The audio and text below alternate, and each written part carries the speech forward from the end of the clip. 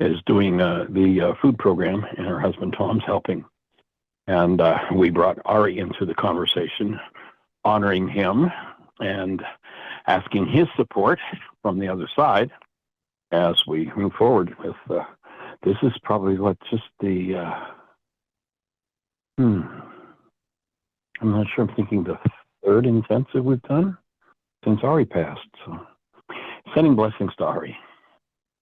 So sweetie, you've got a question for us?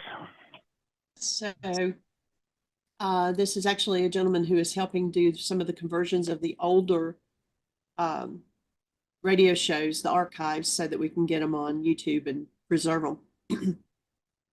He said, I was wondering if a person accesses the quote unquote right side, cast your net on the right side, Jesus said, and that being the heaven within, or where the Lord dwells, where we meet him face to face, why isn't there an ultimate healing for the body?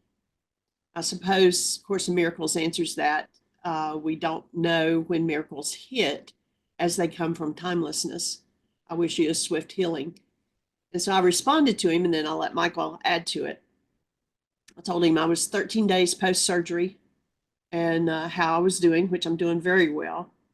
And I said, as for ultimate body healing, first, I am an example of the healing process. They said that it would be awful to get up and walk after surgery. Michael had our Avacyn machine ready for me when I came out of recovery. I credit it for less swelling and less pain. I have only had to take Tylenol for pain management. I never took the harder pain meds that they could have given me at the hospital. They said it would take 2 weeks for my resectioned colon to start working normal, but it was fine 3 days after surgery. I am a miracle just in this instance. You have to remember that we have generations of dis-ease and thought distortions, and we're probably the first generation to face the internal issues and know how to address them. Like Peter walking on water toward the master, as long as he focused where he was going, he walked on water. But when he looked around and saw the storm, his fear came up and he sank. How much fear and hostility is in our generations? Ancestors who were in the war or came here as immigrants thinking that life would be better and it wasn't. I know just in looking at pictures, photos of my grandparents and the hardships that they faced, when I look at their photos, they look so old. And in the photos, they're probably only in their 30s or 40s. The toll and stress gets passed through the genes, just like the color of our eyes and our skin. So I, for example, may be casting my net on the right side. And then when the results of an event seems out of control, do I stop looking at the master and start looking at my circumstances instead? There is ultimate healing, but first the past has to be faced and forgiven. I don't know anyone who has arrived yet, but that doesn't mean that it's not possible.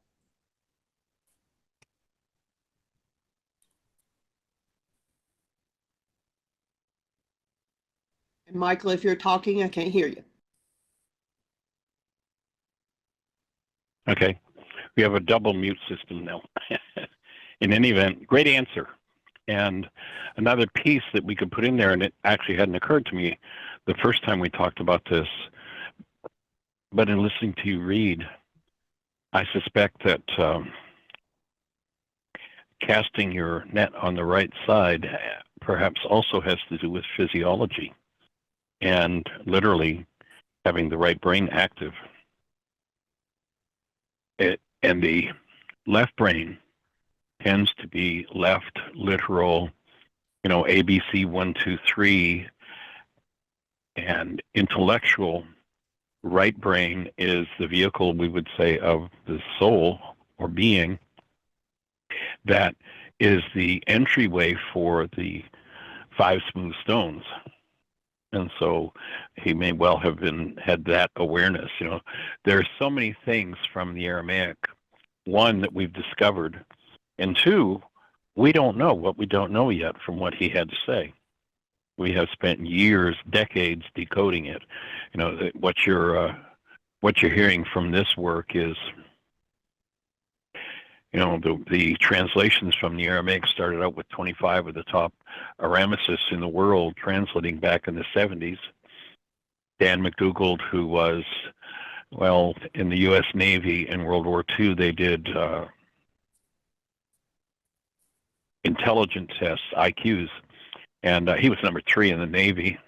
He worked on this for decades. We worked together for 2 decades on it, and another 30 years on top of that.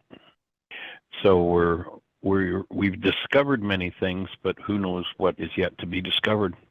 But I would say that when we get quiet, when forgiveness occurs, and carbon-based memories constructs collapse, that collapse is very much like what people call a near-death experience, where clinical death occurs, and carbon-based memory shuts down. People come back from that experience when they've experienced clinical death. Carbon-based memory is dead. It's out of the picture, and being gets to experience. If that person is resuscitated, many of them come back with all kinds of experiences that they've had. And so I would say that the right brain is where those experiences happen, or where there's a screen for them to show up more so than the left brain. And what forgiveness does is it collapses that left brain construct and gives us an opportunity to tap into that state of being. So that'd be my answers to the questions there. Is that fit for everybody? Anybody else have any thoughts? You can hit your mute button and say it. Share it with us. Hello, Michael, and I'm glad to hear that you're doing well, Jeanie. So, welcome, good sir. How are you? My insight from your speaking just now about left brain, right brain, to keep it simple, because my history will choose to complicate things, but to keep it simple, what I got, and I have to meditate on this or digest it, reflect it, practice it a little. Get your left brain out of the way. That the right brain, as in being, as in higher self, higher guidance system, and the left brain really being like a computer. It can't do any more than put out what was put in. Right. And so I just had, Jeannie's shaking her head, and let's see, 32 years and 4 months into this work. And it took me that long to have that insight. And I'm humble enough to, I like that happens, because, and I'll finish, with this, because I've had this sense of my life, when I share in the service work that I do, supporting others' evolution, is I say to them, my experience is life on planet Earth is soul evolution school. And we give them lessons. We learn the lessons. We get the next higher lesson. There's more love connected to that. Next lower lesson, there's usually more pain and suffering. And having been through that ladder, through my own, willfulness, slowly, I've been releasing, canceling. It's been a while since I've immersed myself in your languaging and communication, even though we talk periodically. And so I'm a happy customer of this hour just from that last little gem for me, because I have a perspective that I can use in the 12-step work that I'm associated with. So thank you.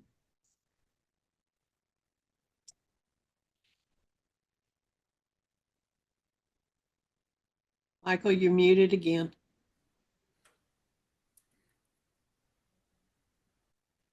Gonna have to get used to this system. Cool. Anyone else with a thought? I just have a question. I'm obviously very new to your teachings and guidance, and so I have a lot to learn and understand, but just based on this conversation, my question is, with regard to consciousness and near-death experiences, is it your belief or contention that those experiences that people have had when they're going through that process is strictly and only related to the brain function? No, my take would be when clinical death occurs, and one of the, kind of tongue-in-cheek lines that I share often in this workshop or in this work is, in order to heal, you've got to be out of your mind. You've got to get that thing to shut up. Clinical death shuts the mind up. Forgiveness shuts the mind up and gives us at least an instant. My take is that most people live in the constructs of their minds, and they put those constructs of their minds, their realities, in front of the actual experience that life is presenting. And they think that the pictures generated by their minds, painted on the inside of their eyeballs, are actually out there, when in fact most people have never touched out there. They live strictly in the images generated by their brains, painted on the inside of their eyeballs, and everything in that state that they experience is a projection. When we started the codependence, I don't know if you were in the first, when we started the codependence workshop in the series, and that was, I don't know, about 2 weeks ago, I used an example of bringing a man from the jungles who's never seen anything more complex than a dugout canoe to the airport. And we walk him up the tarmac in front of an airplane whose propellers are spinning. And we ask him to look at the propeller and tell us what he sees. Now, if he was seeing what was the actuality, he would see 4 arms spinning around a pivot point. But he's not going to see that. He's going to see a shiny silver disc. His senses cannot keep up with the rate of spin of the propeller, and so his mind makes up an image of this shiny silver disc. And so when I say, well, what do you see there? He says a shiny silver disc. And it's not any big deal what it is or what it isn't, unless he goes to interact with it. And if he thinks it's a shiny silver disc, it says, I want to see what the friction feels like on my fingertips. He's in big trouble. Mm-hmm. When he starts to interact with the false interact with the actuality out of a false reality, the picture generated by his mind. And most people, like the shiny silver disc, live in images generated by their own minds. The signal in particular that we're doing that is that along with the picture that our mind generates, we have some sense of hostility or fear, some form of disintegrative energy. That's an indicator that we're looking at a picture painted on the inside of our eyeballs, and when we do that, we substitute that, the shiny silver disc, for the airplane propeller. And that creates all kinds of problems, as the guy who wants to see what the friction feels like on his fingertip. He wants to walk over the airplane and touch the propeller. He's in big, big trouble. And that's where most people are living. What I see is that clinical death collapses that picture, that reality. In this work, we call the output of the mind reality, and then what's truly there, actuality. In our metaphor, reality would be the shiny silver disc. Actuality would be the airplane propeller. And so forgiveness collapses when you apply the first century Aramaic forgiveness process, as opposed to the Greek idea of forgiveness, where I hallucinate this whole world where, of course, you're the problem and you're the cause of my pain, and I'm going to let you off the hook for it. I'm going to forgive you, which, of course, does nothing to change the content that's creating the pained perception and sensation in my form in any way, shape, or form by letting you off the hook for it. Properly labeled, letting you off the hook for what's happening inside me would be called pardoning. And then once I pardon, if I understand what forgiveness is and there's pain in me, then I'm going to go inside myself and do the work required to remove my pain. That's the process of actual forgiveness. And so one of the things we're looking to do on a global scale is make the actuality of forgiveness available so that people can have those. I don't suggest somebody run out and try to have yourself a near-death experience. That can be pretty risky, or you're going to get back. But you can have as many near-life experiences as you want to, because each worksheet collapses that perceptual construct in the mind, at least for an instant. Now, the mind's pretty fast usually in coming back up with it.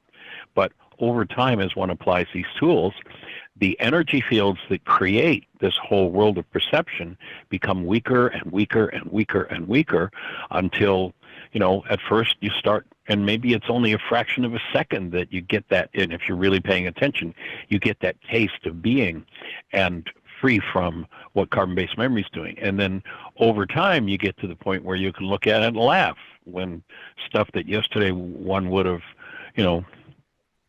berserk over. It's like, oh, here goes my mind again. I think I'll just do some forgiveness and shut the thing up and get back to the experience of being. And then bringing that experience of being into physiology so that our literally our cellular structure is fueled by the presence of love. And to do that, there has to be a proper antenna. The ancient teachings, they said of the Creator, in him we live, move, and have our being. And they label the Creator accurately as love. And they say that we are the offspring of the Creator, which means that we too are love. And if you have two matching energy fields that are moving through each other, there's an exchange between them. If in fact we are constructed of this stuff called love, which I think everybody can have that direct experience, and we're moving, the scientists tell us that the Earth, although we seem to be, standing pretty still, that we're actually moving at about 7,000 miles an hour through space. If a field of love called you or I is moving through a field of love called the Creator at 7,000 miles an hour, that creates a thing called induction. And that induction means that the love through which I'm moving is now flowing within my structure. I have to have an antenna aligned properly for that. And most people think that the bony structure of the body is what helps us to stand up and such. It isn't. It's actually an antenna. If it's misaligned, then we don't have access to that presence of love that we're designed to. If we move the kinks out, if we move the traumatized structures out of our minds, and we put the antenna back into its proper posture and range of motion, then literally, physiologically, love is flowing through our cellular structure all the time. And that just creates such a transformation from, how many generations, if you think about your family system, I think about mine, my parents, aunts, uncles, grandparents, like I can't think of anybody that lived in a state where they were continuously able to access the physiological presence of love within their bodies. I don't know of anybody. And now I can say that I know many people who live there because they're, and maybe not, and none of us continuously. I don't know anybody, as Jeanie said earlier, who's finished their work. But to literally get to the point where you've freed your carbon-based memory system of the trauma game, the hate, the fear, the rage, the guilt through forgiveness, and you become more available to be a vehicle where life flows through you. You listen to Yeshua, and he doesn't say, I come to bring you dogma and doctrine. I come to bring you religion. He says, simple, I come to bring you life. And in doing this work, the best definition of life I've been able to come up with is life is love flowing through a cell. Our culture's taught us to cut that off and cut ourselves off from that. The objective of this work is to restore us to that. And that means we have to be out of our minds. Thank you. Clinical death means we are out of our minds permanently, unless we're resuscitated. I prefer the temporary measure, though, to work through it step by step. That fit? That makes sense? Yes. Yes, it does. Awesome. Thank you. Cool. And Fabulous. Thanks for the question. offer an example. It wasn't a near-death experience. Actually, it was when my father passed away, and we were in his room. Now, Dad had not been able to get up out of bed or sit in a chair or walk or do anything for over a year. He couldn't even roll over in bed without somebody coming and rolling him. And we were in his room. He sat straight up in bed and he looked up in the corner of the room. And I mean, like I was moving my hand in front of his face, like, Dad, who are you looking at here? And he took one more breath and lay down and he was gone. And, they were going to bring him back. And I'm like, no, he already, they say to be absent from the body is to be present with the Lord, but he was already there before he left his body. And it was awesome. It was fabulous to be present and watch him transition. But he definitely was not in he was still in his body, but yet he wasn't. And Jeanie, just listening to you describe that, bring that up once again, my whole body is just tingling. I mean, it was so awesome to be. He had been in the hospital. We actually had a still point breathing workshop that morning. We finished the workshop. Jeanie breathed, and she had an interaction with him. Previously, she had been pretty. I don't know what word to use. Disturbed over the idea of him leaving his body. And that morning she did a still point session, and though he was in the hospital, he and she had a meeting. They had a conversation, and she said, Dad, if you need to go, let go. You've been through enough. We finished the workshop. We drove down to the hospital. We were there for about a half an hour, showing him some pictures of his grandkids and kind of kibitzing a little bit. And then all of a sudden, this man had not, he could move his arms, he could move his legs, but he couldn't get up, sit, anything. And he just sat bolt upright. And it was just like this sacred energy. It was so awesome. So thank you, Dad, for the privilege of us being there during that transition. It was very powerful, very sweet, very sacred. I've heard that happens frequently with people who are, transitioning, passing, that they will get that last surge of energy just before they pass. It was amazing. Mm-hmm. And one of my aunts who passed away, 5-6 years ago, another phenomenon that happened with her was that she saw my grandmother. She's, several times before she passed. That's something I hear happens a lot, where, loved ones will come to you to help you make that transition. Right. Yep. There's a lot of support. Mm-hmm. And my take is that energetic support is always there, but when we're stuck in our left brains, we are not available to it. But the guidance, the intuition, those higher faculties, they're all there, but we're so far out of alignment physiologically, mentally, and emotionally that those things, they've been referred to as the still small voice. And it's a quiet energy compared to the hostility, the fear, the rage, the guilt, the unresolved generational patterns of drama and trauma. The still small voice isn't available, and it becomes readily available as you quiet carbon-based memory. It becomes readily available, and right down to where it's almost like you will be tapped on the shoulder. There's something you're doing that's off base, and you will be given specific, although not by an auditory voice, you'll be given specific verbal instructions as to what to do to correct. Mm-hmm. That's well, I think you have to be work. open to it too. You have to be open to believing and feeling and knowing that the spirits of those people are still around you and with you. And having the intuition to listen to that inner voice when they may be influencing you or speaking to you and guiding you. Yes. And then, the second part of the definition of what the Greeks called the Holy Spirit, there's nothing in the Aramaic about a disembodied spirit being. The words in that case, the words that were translated as the Holy Spirit were Ruka de Kudsha, and it literally speaks of a feminine elemental force in us that, one, undoes the effects of our errors, i.e., has enough energetic influence to change every energetic dynamic associated with any error we've ever made, physiologically, mentally, emotionally, relationally, whatever impacts anywhere in the world through all of time, that Ruka Dakuja has the power to do that. And then the second definition is, and it is she who will teach you the truth. And when we're available to it,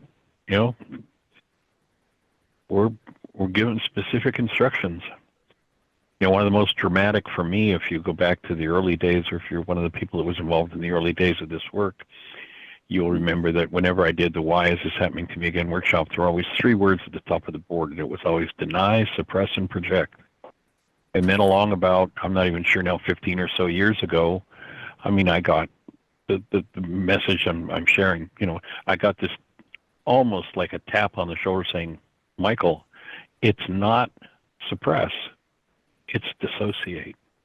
And it was like, whoa, wait a minute, what do you mean?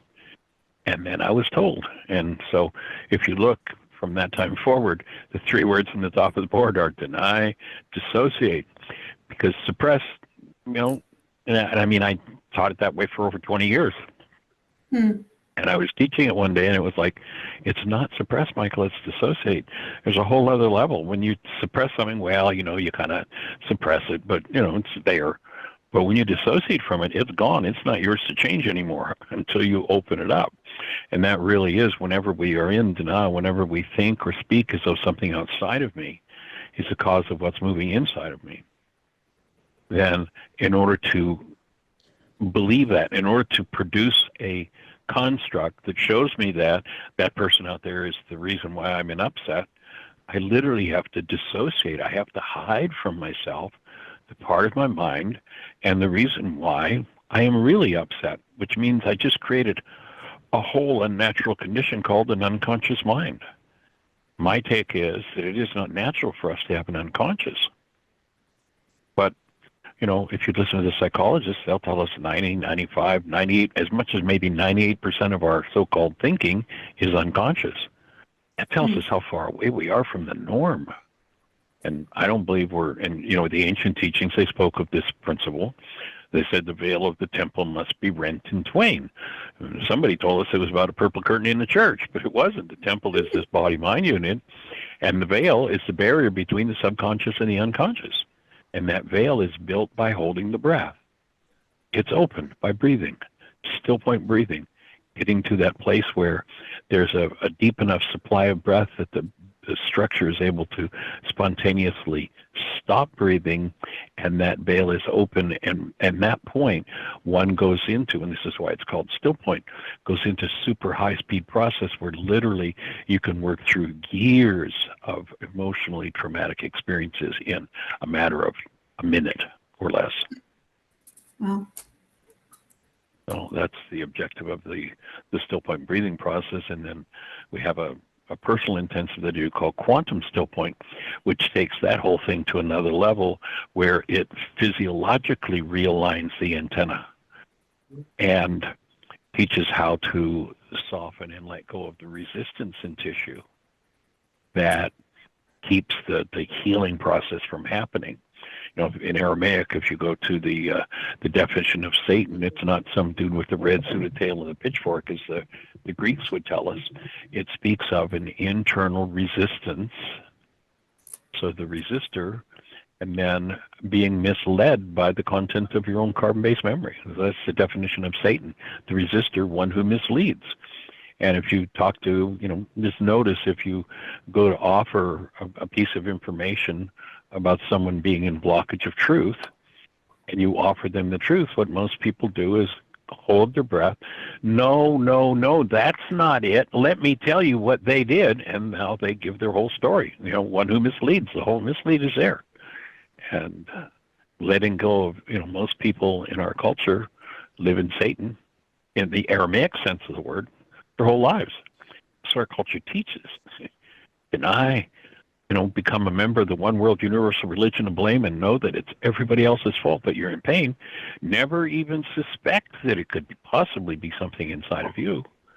And then to make the shift to go, oh, that's all an internal process, and it's all changeable. The whole game shifts then. So that's what we're here to do, is to support people in making that shift. So thank you for those thoughts and bringing it up. It's always so awesome to have live conversations with real people who've been doing the journey and open doors for us to take our journey to the next level. It's absolutely a cooperative process, and deep appreciation for everyone who participates. Thank you. Thank you. Yeah, delighted. Any other thoughts for you, Jeanie? No, I'm good. Cool. Well, we had started talking. Well, anybody else, any thoughts? Does that all make sense? Does that fit? Anyone else, anything to add to that? Well, we started yesterday and didn't get very far along, and I don't know whether I was going to just kind of do a quick review of the whole thing we were doing yesterday. And let's see, we've got about 20 minutes. Let's see if we can cover the rest of this. So we were talking about this idea that alignment is what's required to achieve what most people are looking for, and that is personal power. And that there are a number of things that need to be aligned to allow us to really be in the state where there is a full energy flow or a proper exchange of energy that is the root of our personal power. You know, if I have an antenna, I used the example yesterday, I have an antenna on the roof. If it's in proper alignment, there's a signal. Let's say I want to watch channel 2, and there's a signal going through the air from channel 2. Broadcast signal is, let's say it's got 100 points of energy. If my antenna is properly aligned and oriented, then my antenna will receive, literally there'll be the flow of 100 points of energy in the antenna fed to the TV. I'm going to have this fabulous picture and fabulous sound. If somebody goes up on the roof and bends the arms on the antenna and turns it backward, all of a sudden my picture's going to get snowy, the sound is going to be lousy, and, you know, yeah, there's still 100% signal strength out there, but only 10 points of it is getting into the antenna. That's why I have a poor picture and sound. Well, and actually, in the same way that when we're aligned, that's where the energy flows through that brings us to the state we're designed to function as human beings. And so there's a pathway that we've identified in this work of what it is that needs to be aligned. And the first thing is that you've got to know that your whole perceptual system is a servant of purpose, whatever you perceive your purpose to be. Now, a lot of people who come from, and most of us were trained into the one world universal religion of blame by the age of 4, they believe that their purpose is to make sure that everybody else is the problem in their lives. And so if that's what one's purpose is in any particular situation, then everything, every resource they've got will be dedicated toward feeding them information that will prove to them that somebody else is the problem in their lives. Because only data consistent with goals can be reliably used by this carbon-based memory system. So when we start to align ourselves, then to realize that our actual purpose is to live as the presence of love, to develop this viable, conscious, spiritual body, to improve in wisdom, that is, to live in contact with eternal truth, and to have a vision. You know, the ancient scriptures talk about, without vision, my people perish. This isn't some kind of theological thing. It's that if we don't have a vision of what the highest possibility is, this energy system cannot bring that about. In the same way, if the TV antenna doesn't have 100-point signal strength, there's no way I can get the crystal clear 4K picture and sound, you know, Dolby sound I'm supposed to get through my TV set, because the alignment is off. So when we recognize that this higher vision becomes key, and we actually do a workshop called Purpose, Personal Power, and Commitment. You can jump on the website and go to other worksheets on whyagain.org, and you'll find that worksheet. It's pretty self-explanatory, and it invites you to create. It's a technique. The worksheet itself is a technique for bypassing the brainwash of the world, because the world has got a purpose for you. The king wants you to know there's a purpose, and that is, when I say how to jump, you jump, and the law says if you don't jump, I'm going to punish you. So you better fulfill your purpose. And, most people are doing that because that's all they've been taught. But when we go to a higher vision, we realize that's not it at all. So developing that higher vision, and then recognizing that the way the mind operates, there are filter systems in the mind. Basically, there are 3 sets of filters over the frontal lobes of the brain, intentions, and over the back of the brain, perception. When they asked Yeshua what's most important in the law, he did not say, as the Greeks would tell us, love your neighbor. Not what he said at all. What he said is, have Rachma for the Creator and for your neighbor. And by the way, in Aramaic, neighbor means anybody that you think about. So this is a condition you require to keep in your mind whoever is in your awareness. Rachma for the Creator, for neighbor. And then it doesn't say, love the Creator and neighbor as yourself, as the Greeks interpreted it. It was, have this condition called Rachma for the Creator, for neighbor, and when you do that, by so doing that, you maintain your own human life. You maintain the active presence of love in your physiology. So Rachma is the filter over intentions that keeps all intentions based in negativity and destruction at bay, and allows only intentions keyed to love to come forward to act as the raw material for your goals. And that's really an important thing to understand. That's as important as knowing where the key goes when you get in the car to go for a drive. If you don't know that, you're not driving very far. And there aren't even words to represent this condition of Rachma and the secondary condition called Kuba. There's no such concept in the English language. So how do we get to that if we couldn't be instructed in it? So Rachma is a dual functioning thing. It is the gateway through which love, your created essence, enters your human form.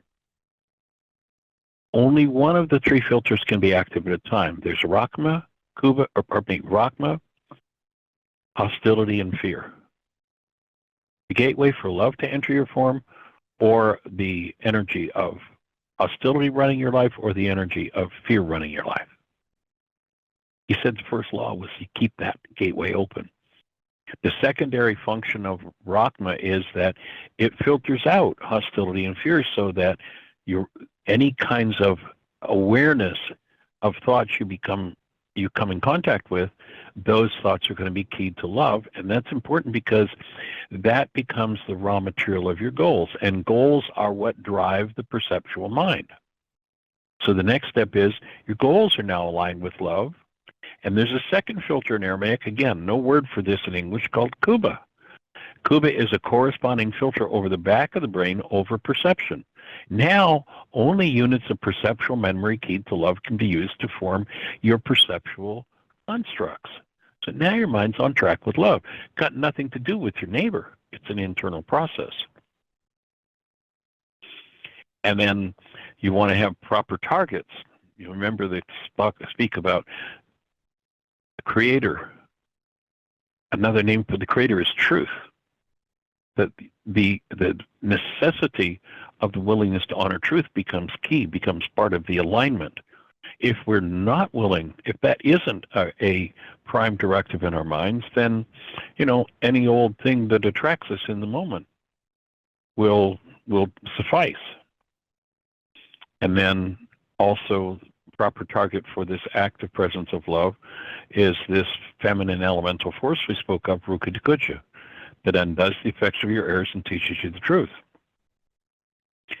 You go back and you hear Yeshua talking, he says, you can deny me, but don't deny this power that I came to connect you with.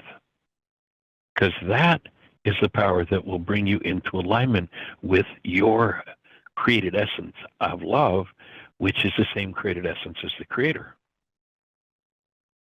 When you have those filters, when you have the alignment this far in order, that produces accurate perception, including thoughts and feelings in harmony with the truth of who you are, in harmony with being.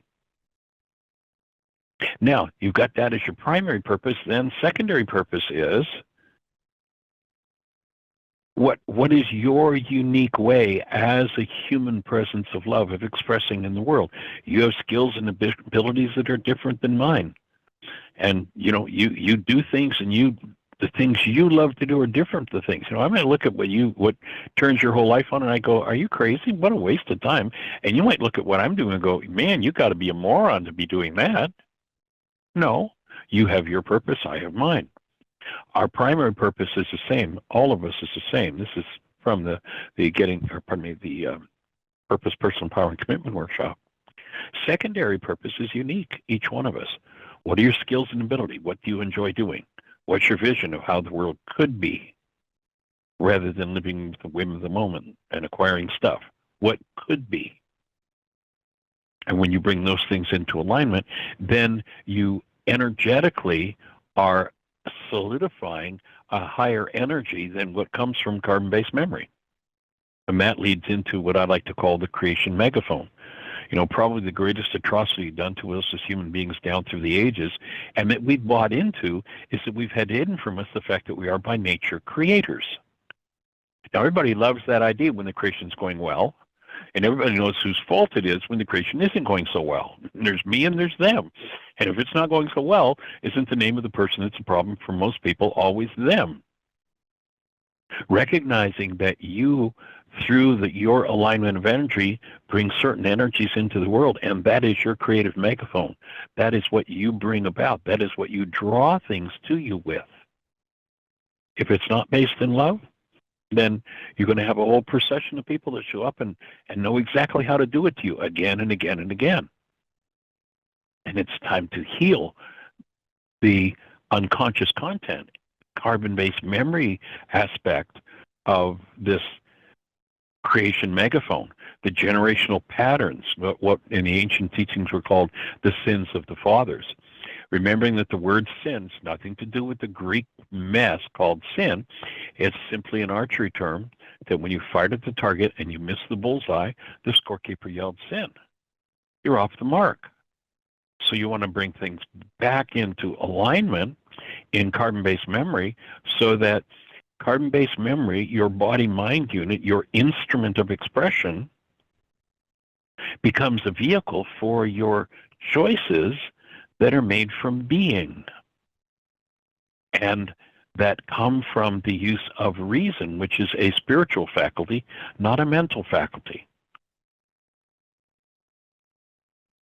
So that all has to come into alignment, and then behavior, including the speech and the words that you use, are going to come into alignment as you bring this all together. You can't say, oh, I want this higher purpose, but I'd like to go out and, shoot things on the weekend and kill a life. No, your life is not about you. Your life is about life. Life has been going on for millions of years. It's about life. When you give up this self-centered, it's me, me, me, me, me, and you recognize that you are life, that the true being that you are as love is life. It's not the ego self that says, I want more stuff, I want more money. It's about getting to the point of recognizing who you are as a human being. And when you give up serving yourself and serve life, then everything starts to flow on a new level. And then there's a really powerful secret, not that it's any secret, it's just been something that people don't pay attention to or doesn't come forward, but in Proverbs 16:3, what it says is, commit your works to love, and your thoughts will be established. Remember, the opening words in the book of John don't say, in the beginning was the Word, and the Word became flesh, as the Greeks would tell us. What the opening words in the book of John say, in the beginning was the mind energy, and the mind energy became flesh. If I've got 1,000 generations of, I mean, just look at the insanity that each of our family sisters went through, the wars, the abuse. You know, one thing that comes to mind in Britain, you know, everybody's heard of the thing called the rule of thumb. You know what the rule of thumb is? Where it came from? In medieval England, a man was allowed under the law to beat his wife with a stick as long as the stick wasn't bigger than his thumb. That was called the rule of thumb. What insanity has gone on in our history, in our parents and their parents and their parents and theirs before them. This simple little statement in Proverbs 16:3, nothing to do with theology. It's about life. It's about how to have a life. And as Yeshua said, I come to bring you life and bring it more abundantly. What is life? Life is love flowing through a cell. Proverbs 16:3, commit your works to love, and your thoughts will be established. You'll be given whatever mind energy you need to create your physiology as a reflection of love. And that means that you'll spend time probably each day breathing and allowing whatever is held. Remember, the mind functions not only through the cellular structure of your whole body. It certainly isn't located just in your brain, nor in your whole body, but literally the genetic structure that each of us has is a part of our minds.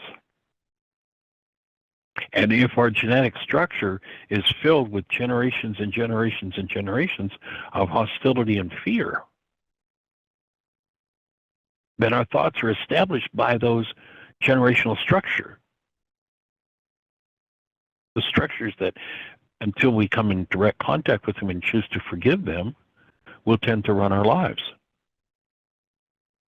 Remember that story of the Jews wandering in the desert for 40 years? They weren't talking about a hot, sandy place. You know, these were a pretty bright group of people.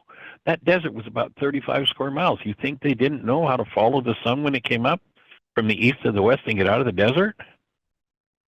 What did they say had to happen to get out of the desert? They said the old generation had to die off. Didn't mean everybody in old physical bodies had to physically die.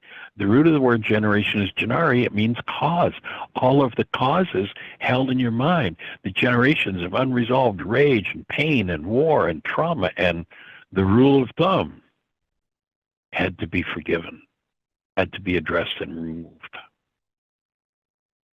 And that's the objective of this work, to pay attention to your own speech, because words based in hostility or fear throw your alignment off so that you don't get a full complement of the flow of love, 100% signal strength from that in which you live, move, and have your being moving through you if you're locked into words based in hostility and fear, if you're locked into thoughts based in hostility or fear.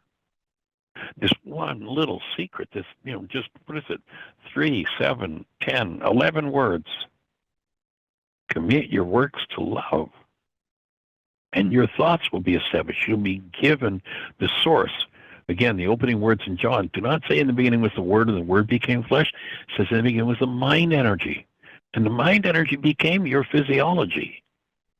Your thoughts become your physiology. Are you suffering in your physiology? Then get in there and deal with the thoughts that are there. Because literally when you think a thought, that thought produces a neuropeptide, an actual molecule. That molecule, I mean, literally a second before the thought, it was not there. What the scientists are telling us is then as you think that thought, that molecule appears, that neuropeptide starts to circulate around in your structure until it finds a cell with a receptor site that matches, and it lands on the cell. If you were sitting inside the cell, watching that neuropeptide form and then land on the antenna or the receptor site on the cell, and you watched it coming into the cell, what you would say is, I just saw that thought become the chemistry as it entered the cell, and now it is your physiology.